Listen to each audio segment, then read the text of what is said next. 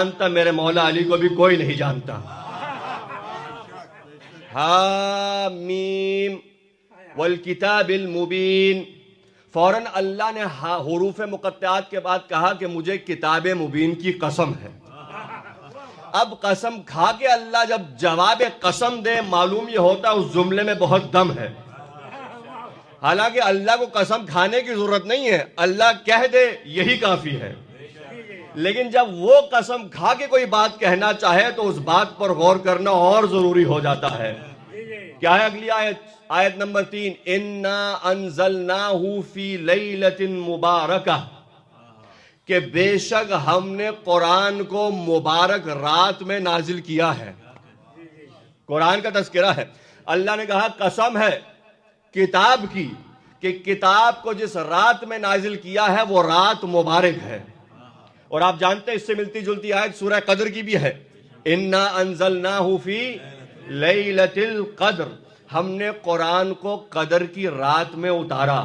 وَمَا أَدْرَاكَ مَا لَيْلَةُ الْقَدْرِ، اور تم کیا جانو یہ قدر کی رات کیا ہے؟ پھر جواب بھی خود ہی دیا، لَيْلَةُ الْقَدْرِ خَيْرٌ مِّنْ أَلْفِ شَهْرٍ، یہ وہ رات ہے کہ جو 1000 مہینوں سے بالاتر و افضل ہے۔ بھئی ایک قرآن اترا، اللہ نے کہا وہ رات مبارک بھی ہے، وہ قدر کی رات بھی ہے۔ تم کیا جانو وہ رات کیا ہے؟ وہ 1000 مہینوں سے افضل رات۔ ایک خاموش قرآن اترا، رات مبارک ہو جائے تو پھر 13 رجب کی وہ رات جو کعبے میں بولتا ہوا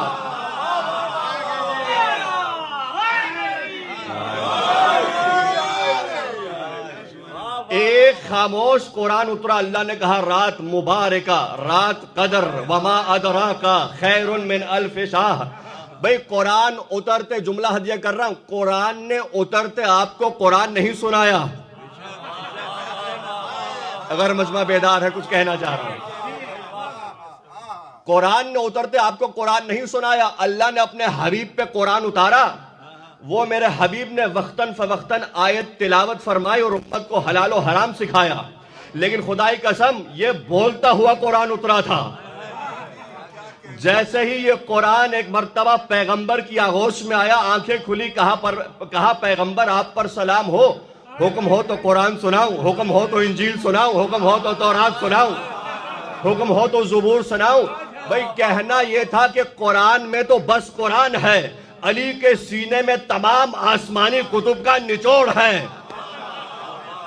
اب علی ایسا ہے تو میرا نبی کیسا ہوگا؟ سلامت